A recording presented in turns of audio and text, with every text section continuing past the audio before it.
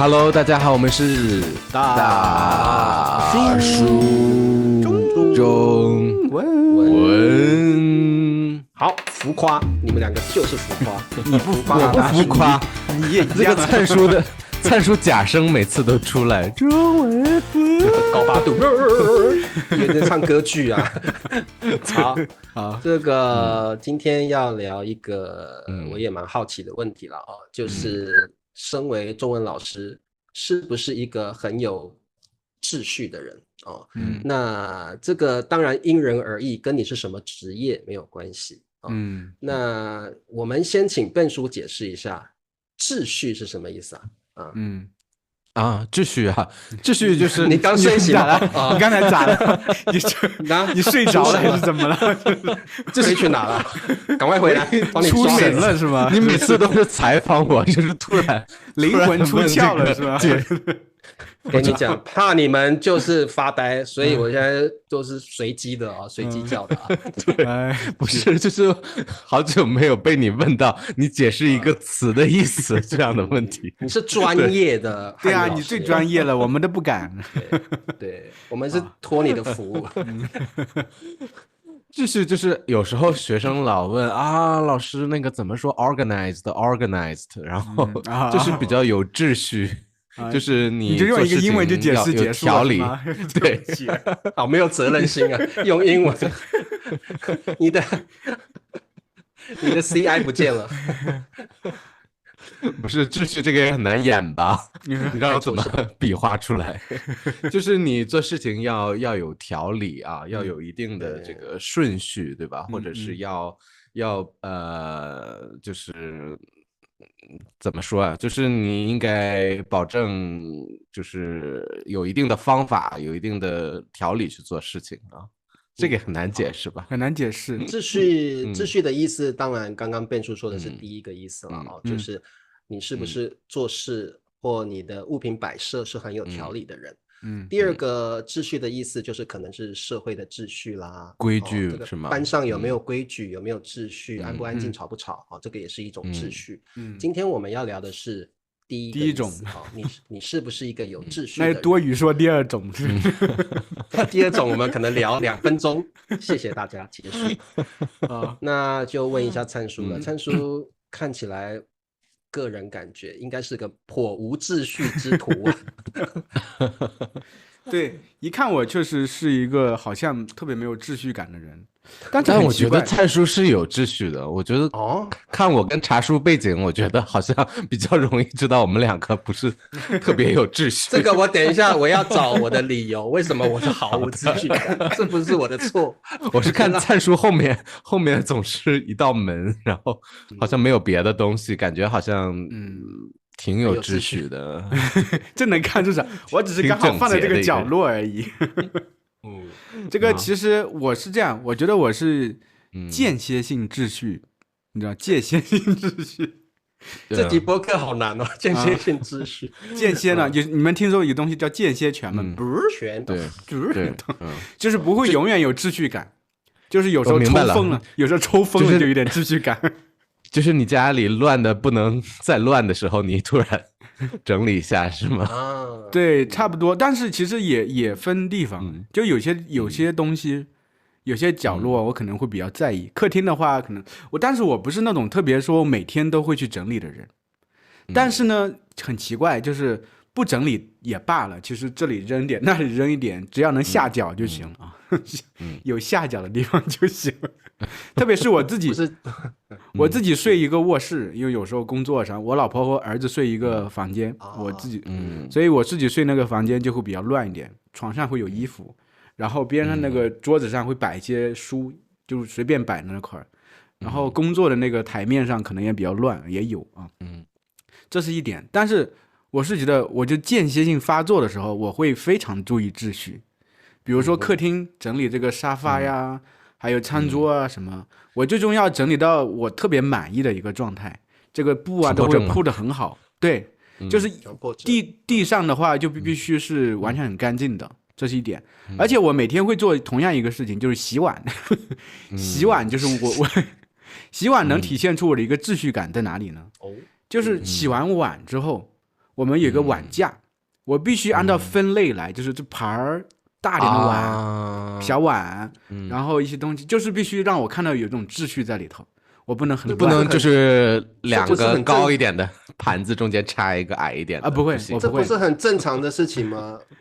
就是不正常，很多人不会哦。后面的书，我的书就不是中间矮一点。那你也是有秩序感的嘛？你是有秩序感的人嘛？对，没有啊，我这个中间不是我说茶书是高的，茶书有秩序感，对。就是我是觉得这个其实能体现了一定的秩序感，还有就是我自己的电脑里头，我其实也不是都是很整齐的，但是有一部分我会做的很整齐，就比如我写东西，还有我们工作的东西，我会把它分类，比如说我的 Easy Mandarin、大书 Mandarin 底下会有什么大书、小书呀等等，还有我要我写作的东西的话，我会把它进行一个系列化，比如这是乡村系列、城市系列、古典系列，我就会分的比较细。我是觉得这方面我会做的比较有秩序感，但是生活里头很多，我又是一个相对不拘小节的人，我是觉得很多东西无所谓，无所谓的东西就无所谓。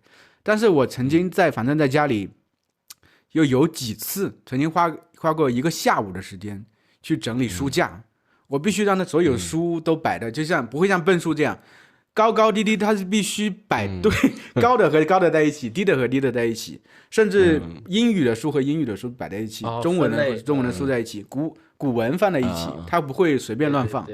但是这个东西你不是说我所有都有这种状态，我只是说间歇性的发作的时候就有，所以它只能说是我在日常生活中唯一能坚持的，可能就是电脑上会做一些分类，还有洗碗的时候每天必须让我有分类。生活中还好，偶尔就是客厅的话，可能一个星期我必须把它稍微收拾一下。然后呢，书房的很难得，1年1次吧，可能是这样。灿书，我印象最深刻的就是他整理档案、分资料夹这方面，真的是很有秩序的人。你怎么知道？因为没有。因为我们在做大书小站嘛，有时候跟他要什么资料，他很快就可以找出来。那你一定是要分类好，包括他传这个会员视频给我的时候，其实他都分得很好。大书的那个资料，那个云端都是他分类的对，要有分类才行。对，那所以这方面我相信灿叔在这个工作方面的秩序是非常讲究的。那我们就是灿叔算是一个间歇性的秩序。那我们问一下这个完全相反的例子笨叔，你怎么知道他的完全相反秩序？我不晓得啦，秩序。因为笨叔看起来也很没有秩序的感觉。我是一个有特色的人，有特色的人，特色性秩序。我们今天要深造多少词语？对啊，这同学不要学，这是我们自创的。我是一个总是不断尝试建立秩序，然后不断的崩建立塌的人秩序，对，就秩序就崩塌，就彻底崩坏掉的这个人。就是我可能像灿叔一样，就是先在桌面上把这个每一个文件夹都建好就打算以后 OK 产生了这样的新的文件，我就放到每一个这个文件夹里，对，文件夹里边。但是后来就是大概做了2-3天之后，然后就随便就扔到桌面然后最后就把所有的东西全都这个剪切，然后建立一个新的文件夹，说这是2024年，啪，全都放进去，然后2025年，啪，都放进去，然后也懒得再去分类。然后我家里也是，就是我可能就是先设计好这个地方我要放这个东西，然后那个地方放那儿。但是后来又有新的东西，我就随便往塞。你看我那个还有那个那是什么？那个方便火锅啊，自热火锅，这是一个锅。刚好那儿有个空，我就塞进去了。然后这有一个袋子，然后就是觉得哎呀，突然多出来一个袋子。本来我是想接着放书的，后来想，哎，这有空我就塞进去得了。就我们从来没见过人在书架上放袋子，还有放火锅。我没有看过放火锅的。还有就是这个，我记一些东西，然后我本来想好的这一页记这个，下一页记那个，然后后来就有什么重要的事儿，可能拿起来随便抓起来就写上面了，点对吧？对，就没有写到我预计好的、我提前设计好的那个页上面啊。我就是这种，但是我有这个意识，就是总是我要建立新的秩序，开始要做一个有条理的人，但是就马上就会崩塌。一开始一开始信心满满的想要建立秩序，结果后来秩序都崩塌了，这样。对，我觉得茶叔应该是一个非常有秩序感的人，我觉得。没有吧？你看茶叔床上那个摞起来的东西，他需要自证一下。我先告诉各位，就是我是一个非常有秩序的人，但是从我的背景完全体会不出这个秩序何在。有没有看到一个 pattern？ 好像有包、有箱子、有没有任何的模式，枕头是吗？来，我告诉你们，这个就是跟家人住在一起的后果。因为我哥很喜欢买东西，所以这个枕头他买太多了，只好堆在我房间。这个是这个靠背的那个垫子，他买了10个，还有不同的样式，他就是购物狂，所以他放不下就丢到我床上说：“哎，这给你用，我知道你用得到。”然后就拍拍屁股就走了。这个是4个礼盒，他觉得今年会有亲戚来，过年的时候先买了，没地方放，只好放我房间。这个很可爱，我不排斥它，是学生送我的一些玩偶。这个一样是椅子靠背我知道那个，也是我哥买的。这么多靠背，你有几个背需要那么多靠背？这些衣服有一半是我哥的，他没地方挂了，挂我这里。这个底下这个其实本来是空的，现在都放我哥的电脑萤幕。所以这个是我自己的东西都没地方放。所以我是个很有秩序的人，但是你如果住在家里，你就必须要去接受没有秩序的这一方面的事情。但是我必须证明我是个有秩序的人。所以其实除了生活上，我会把这个生活，你看我每天的这个行事历这个是我每天要做的事情。每天都写这么多呀？没有啦，一天就这样一格。然后我做完我就把它划掉。然后这边是我必做的事情，这边是随机发生的事情，所以我一天还会分2个区块。然后这个就包括早中晚要做的什么包括学乐器啦、学语言啦、运动啦什么我就写。然后这个一天7天还会有变数，所有的变数都写在最后一格。你真的好有秩序感，分这么细。我是非常有秩序感的。然后这个有任何变化球发生的时候，我就写在这里。然后我会把它记在下一周。然后我还有月计划，这是我的每个月的计划，有12个，每个月我就一定要记得做的事情。这个是每一年开始的时候就列出。我这边12月我会写说记得写明年的，我就会这样写。所以我就是我桌上就会这2个夹在一起，用这个小夹子夹在一起。然后我就是一定要做到我划掉。我如果没有时间，因为常常会发生突发状况嘛，比如说有志愿者的事情或者要录节目，那这个时候就突发状况，我就必须把今天没完成的挪到明天完成。对，所以我这个一定每周、每月、每年都会写好。然后突然有什么创意想法，我会写一张小便条纸，然后把它们夹在一起，然后就把它完成这样子。所以那举手吗？老师有问题。来，卞同学请发问我代表广大大叔的听众问茶叔一个问题啊。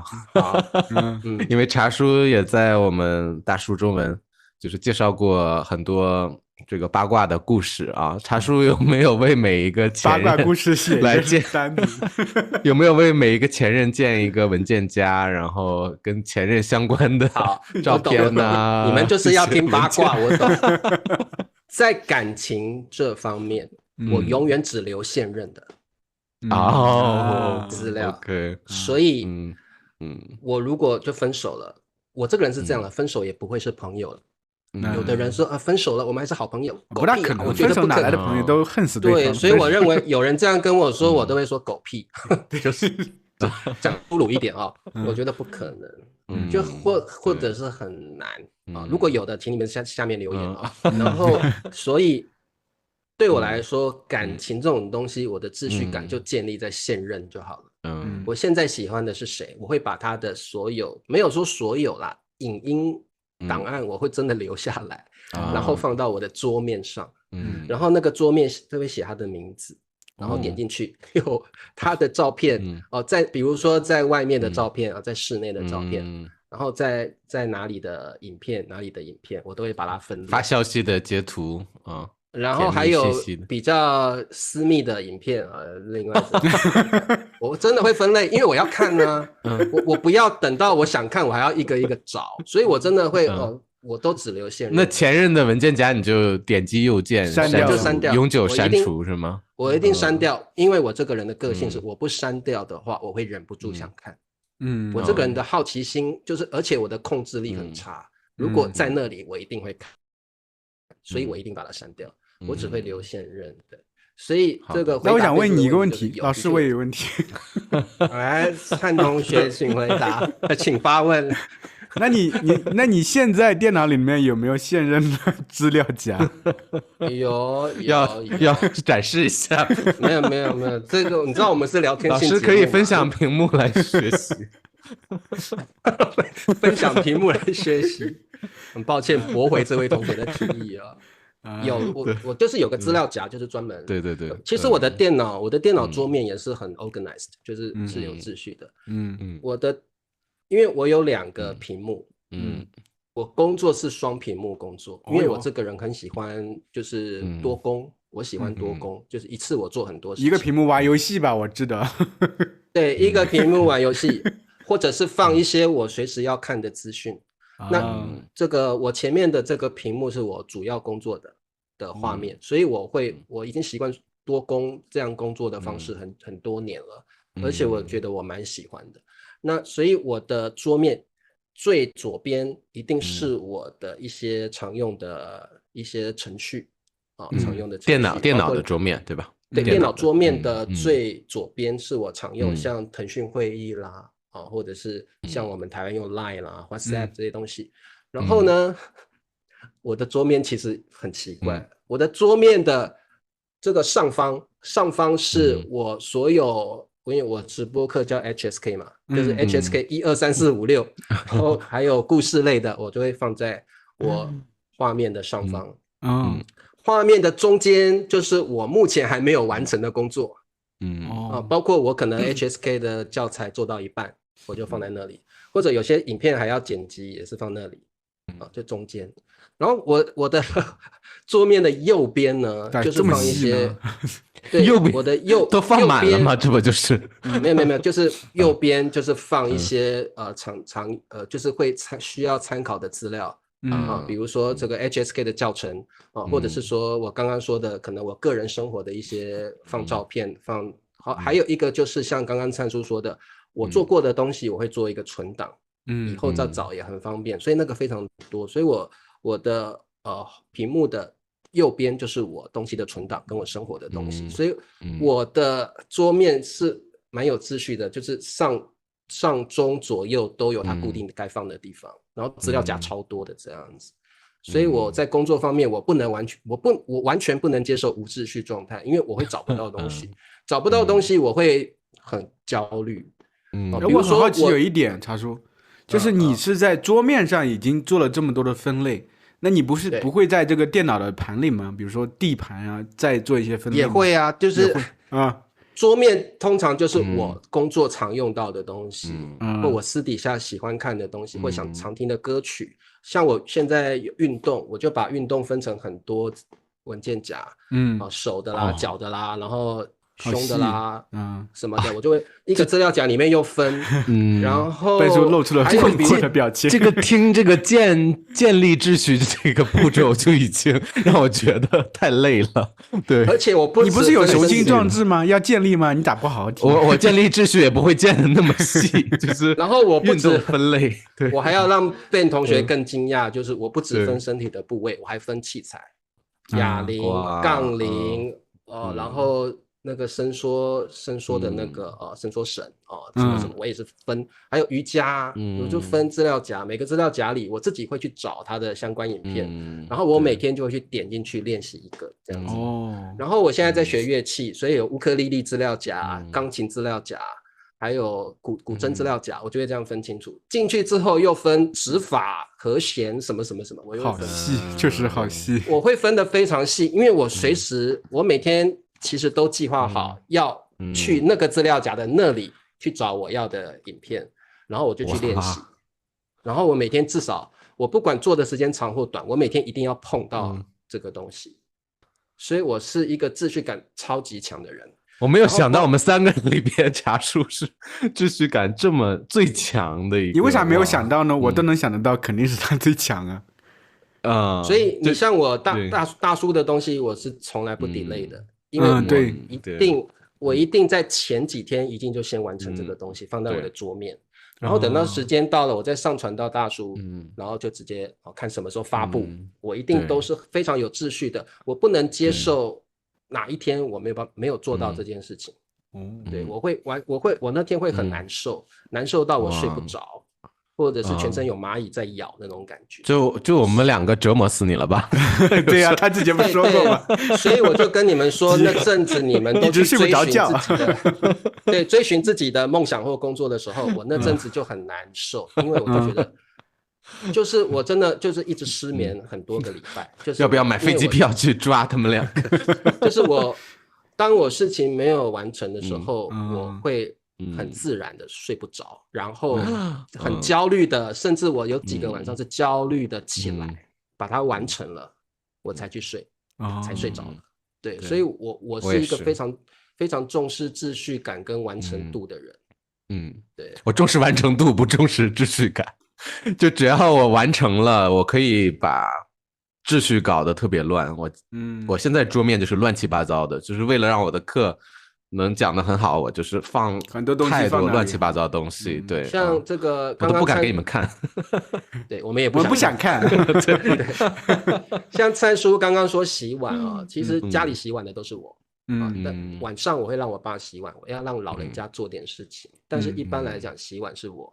那所以灿叔刚刚说要先放盘子，再放小碗，再放汤匙，那个我就觉得那个很自然，我都会这样做。那对你而言肯定是很自然的。甚至就是我旁边要放一个我不晓得你们有没有这个习惯，就是碗盘洗完会有水啊，对啊，水渍嘛，那我就会准备要擦干净。对，我会准备2个很大很大的抹布，然后就是干净的，就是专门擦那个水渍。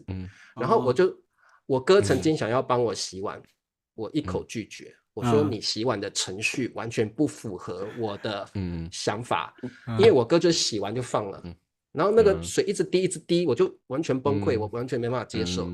我就说你如果没有办法洗好，你就不要洗，我来洗。然后因为我洗碗，我一定要把那个水渍擦干净，然后放在旁边干了，我才会放到那个放碗的那个洗碗槽上面去。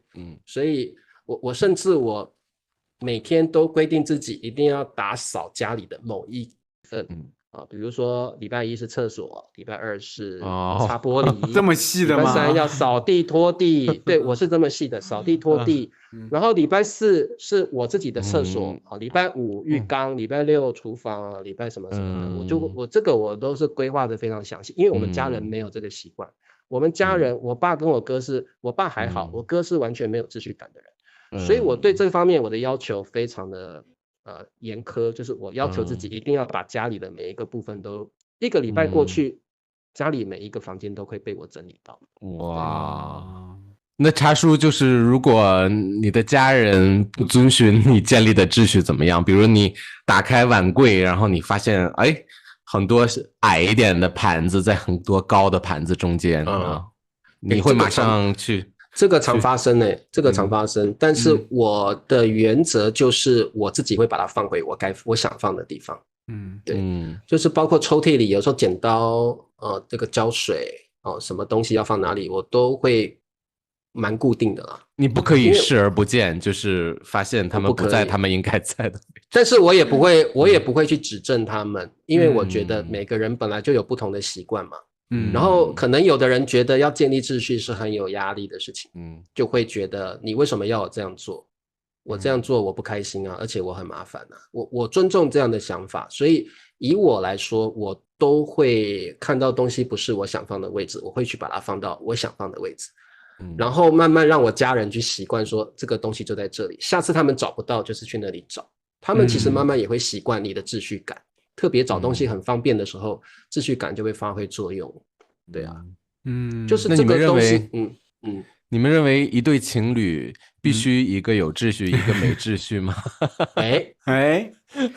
先问灿叔，灿叔，你觉得你跟你老婆就是秩序感上会不会冲突啊？其实不会冲突，我发现了。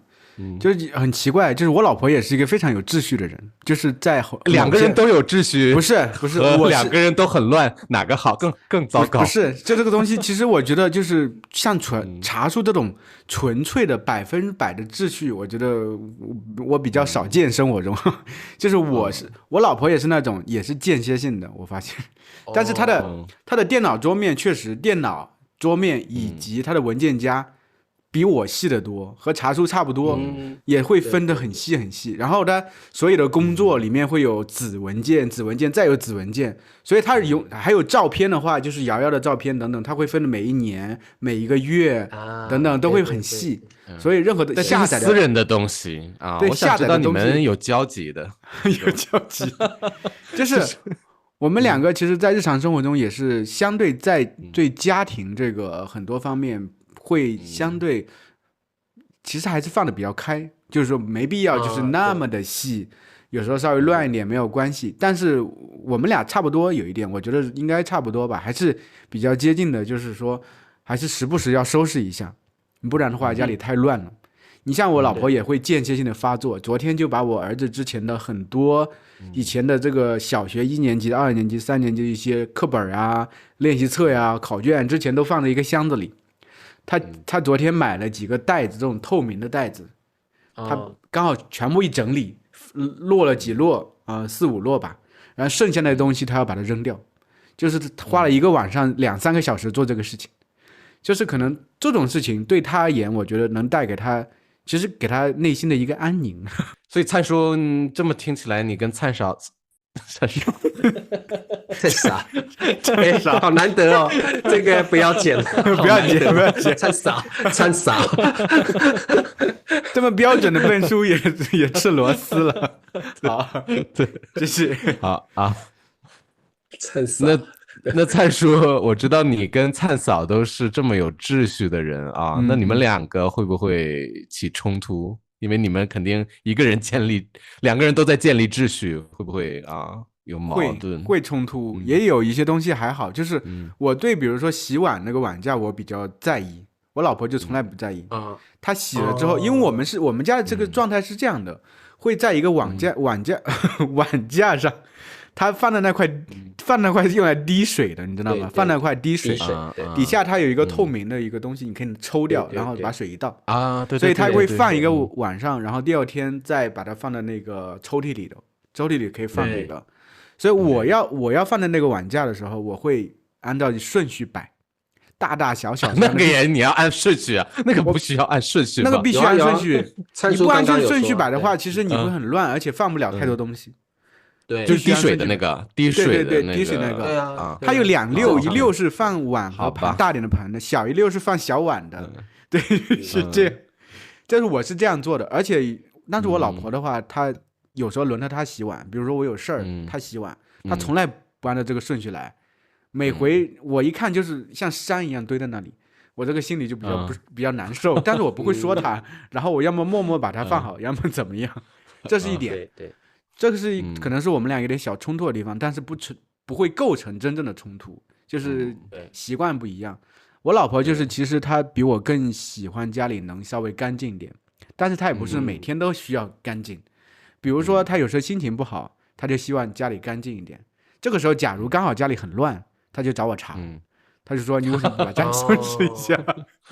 比如说特别是周末的时候，可能他一个星期下来，因为给瑶瑶做饭呀、家务啊等等各种事情下来很累了，然后星期六早上下来的时候，发现昨天家里就是已经很乱了，完全没人收拾，明明我起床已经很早了，我没有主动去收拾，他心里就很不舒服。他希望这个时候能看到家里就是整整齐齐的这个状态。所以我现在就学会了，学乖了，就是我知道这个东西会触发的他不舒服，所以我大部分就是比如说前天晚上那个碗没有洗，我第二天早上他们俩没起来之前，我会把碗给洗了，然后客厅稍微收拾一下。就这个其实好像对我而言更多是一个被动的一个行为，我真正主动的其实就是在电脑上工作上我很有秩序感，对，但生活里头是间歇性的，除了洗碗之外，别的都是比如说收拾这个客厅也不是我很主动的行为。我觉得主要还是因为我觉得我每天事情太多了，我没有时间精力去考虑这些事情，所以我觉得既然大家平常也无所谓，我老婆平常也是无所谓的，因为每天有很多事情，你要每天都是像茶叔这样很辛苦，那其实没有那么多时间去做这个事情，还是这样，所以其实没有大的冲突啊。那笨叔，你说一下你自己呗，你自己有伴侣的时候，你是一个什么样的状态？我就是很好奇，就是笨叔，就是就是你这种蛮虚无的虚无感，那你的伴侣本身是有秩序感还是没秩序感，还是你们会彼此影响？你的状态是怎么样？我自己我觉得怎么乱都行啊，就是我觉得自己就比如说你自己的床，这个可能我起来我马上要工作，我那个床就是没有叠，你起床不会折棉被？像我今天我那个起床就还有15分钟，大叔就开始录了，那我就赶紧就洗脸刷牙，然后吃一点。不要不好意思，我也不叠。不好意思，插个话，我如果一起床没有折棉被，我没有办法工作。真的吗？因为这个习惯是我在当兵的时候就养成了吧？我觉得当兵的时候一定要折棉被，所以我这个习惯当兵退伍之后我从来都没有改变。所以我如果没有折棉被，我没有办法工作。我经常一天可能七八节课连在一起，然后中间半个小时吃饭什么的，所以有时候如果是这样的情况，我可能一天都不叠被，晚上直接把被掀开，然后我就接着睡了，也挺方便的，挺方便的，挺方便。工作完直接所以如果睡觉，对，继续伴侣。如果我有伴侣，如果这种床啊，他自己的桌面啊乱的没关系，就我们两个都是乱的没关系。但是如果他把我们走路的那个公共空间啊，或者沙发上全都搞乱的话，那这个我受不了啊。那你会怎么做？告诉他分手吧，还是就说你下次给我弄干净哦，不然就会说，我说你自己的桌面、你自己的床啊随便，但是公共的沙发、公共的这个我们走路的地方啊，你俩不睡在一块的吗？我说实话，情侣你为什么有的时候不睡啊，因为那个可能有打呼噜的、睡不好的这样的情况，有睡眠质量有问题的，这种就得分开啊。就是这么早，就是比如说才谈恋爱就已经开始分床，我很难想象。分居了是吧？对啊，所以我可以接受对方是没有秩序，但是不能够这个秩序影响到所有的地方，我连走路连下脚的地方都没有，那就太夸张了。或者是每天就是所有的脏的盘子都扔到那个水池子，这个我肯定受不了。就是至少这个要搞一搞这个公共的空间。对，我也不能接受特别有秩序的，有秩序可以，你不接受茶叔，不能接受茶叔，因为茶叔不说教，不会说你怎么不叠被这样，那我肯定受不了。但是我有一个例子哦，就是我跟叠被你还是要说教是吗？不是叠被无所谓，因为我是一个太有秩序的人，所以我那些女朋友基本上都无法理解。也没有办法改变他们自己，就是我比女生还有秩序，所以但是我可以接受他没有秩序，因为反正就生活在一起嘛，只要不要影响太大，我都可以接受。只有一件事我不能够接受，就是我曾经有一个女朋友，交往一开始温柔婉约，什么东西都放回原处，非常的贤惠。我就觉得，我终于找到一个跟我差不多有秩序的人了。3个月后原形毕露，就是这就是我呀。我有一天工作，我的书桌上面有一双袜子还是臭的，我就说，拜托好不好，袜子就放回那个篮子里，你不要放我桌上，我这样怎么工作？他说好，然后第二天还是有袜子，好，因为他有时候上班比较忙，袜子就放我桌上，我特别不能忍受。只是一双袜子呀，又不是很多。不行，那个袜子细菌很多，而且是穿过的，我不能接受。没穿过的我都不能接受，新的我都不能接受。袜子就是放到脚上面的物品，好吗？不是放在桌上的。还有呢，我桌子旁边就有2双袜子呀，我不能接受。还有一个是我最不能在一起生活，没办法相处。还有一个是我最不能接受，但是我之前的女朋友做过的。真的我觉得太邋遢了，就是把内裤洗完澡之后把内裤放在床上，我真的不能接受。就是你那个内裤穿了1天了，你不能放到那个衣物篮吗？你一定要放在床上吗？然后就是你放了你也忘了你放哪里了。然后我有时候去洗澡的时候，他那个就是内衣内裤一样放在那个浴室的那个，反正他就挂在那儿，他也没有拿走。我特别不能够接受这种行径，这种邪恶的行径是不能被原谅的。确实，那我确实也接受不了，就是一个人他就是去外面穿的外衣，然后他回来之后坐在我的床上，这个我也不接受。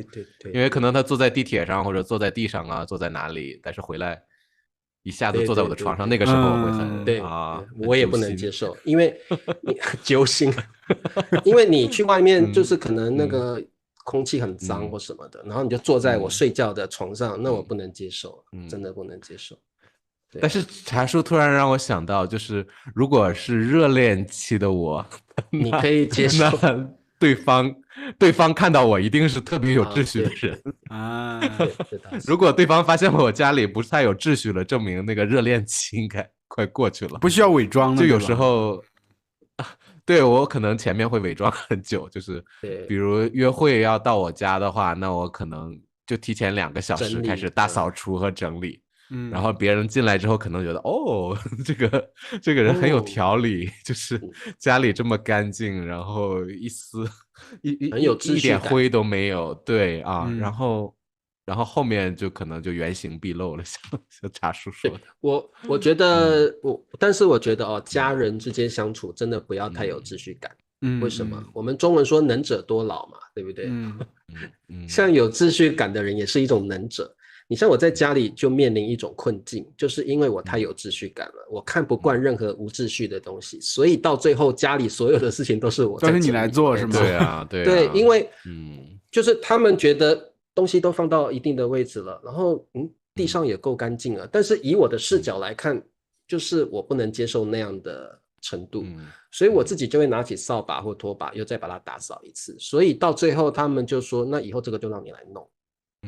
所以我觉得这个秩序感太强的人到最后的确你会有很多事情要做。那还好我也是一个蛮喜欢做事情的人了，然后而且很多事我觉得我做了我自己才满意，那就不如我自己来做。对，我有个问题，茶叔，好，就是因为很多有秩序感的人其实都有点洁癖我老婆其实就有我是觉得在家里其实没什么洁癖，但是他对外面的东西，就像刚才笨叔说的，外面穿的衣服回来他肯定是受不了的，必须我们回来就需要换衣服，这点其实我觉得无所谓了。但是出门在外的时候，我们住酒店的时候，我老婆是要去拿一次性的床单，一次性的枕套，一次性的床单，酒店这么对啊过对，然后去要自己拿一个一次性的马桶垫，反正都会一次性的，甚至坐高铁的时候还买过那种一次性的椅套吗？对对对，也有。这个你老婆是特别在意这个还好，但是我也受不了，就是在酒店，然后对方会脱下来鞋子，然后在那个地毯上走来走去，然后只是光脚在酒店的地毯上走来走去，然后坐在床上啊，就那个酒店的地板，我觉得肯定很脏，对不对？很干净，对啊。你们两个怎么感觉好像不共情我的表情？我觉得还好啊，不是，我是觉得还好啊。不是我们做的，其实每回我刚才还没说完呢，就是我们每回住酒店的时候，都是进门第一件事情就拿出酒精啊，把地上先喷一遍，然后桌子喷一遍，然后用酒精湿巾再把那些该擦的都擦一遍啊。你像我觉得我没有洁癖啦，为什么我这样说？因为我到外面去的时候，我个人的秩序感就会消失，就是我会比较随和一点。到外面的时候，因为你到外面，比如说志愿者的活动或什么，你肯定没有办法维持这么高标准的秩序感。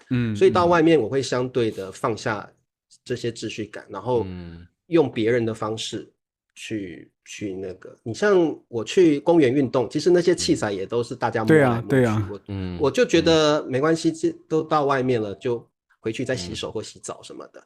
但是我的确常常在公园看到，特别是太太这种角色，手上左手一个酒精的，右手一个酒精的，然后先生去了一个器材，哎，等等等，喷喷喷喷喷，另外一个器材，哎，等等等，喷喷喷，就是太太的角色，就是好像很爱干净，我就觉得有点受不了这样。对，那好，那如果你们的伴侣就是在你面前抠鼻子，抠完之后把那个鼻屎弹出去，你们这么可怕的伴侣吗？是哪个正常的伴侣会做这种事情还弹出去？我相信灿嫂不会做这样没水准的事情，肯定不会。不是你这样挖，你就会拿卫生纸把它弄起来啊？怎么会？你可能起码不让人看到，弹到地上没有弹飞啊，就是弹在地上，一样，肯定会在地上背着人吧，不会这么光明正大在你你在说话中，no，谁会做这种事情？对准他的嘴巴这样丢。灿嫂绝对不会这样做，对不对？我相信灿嫂。笨叔可能有过这种经历吧？笨叔你有亲身经历说出这么绘声绘色。我看来我认识的人很多，约会经历丰富。看来有一个乱弹鼻屎的伴侣曾经进入过笨笨的生活。好，没有啊，可能就偷偷的在沙发另一边嘛，但你肯定你要不转头你也看不到，但是你可能突然就扫到了啊，完全这个画面真的也会记一辈子是吧？太有画面感了。我的确有一个伴侣，他会比如说挖鼻屎，当然不会让我们看到鼻屎，然后他就抠在那个椅子下面那里或者是桌子那边。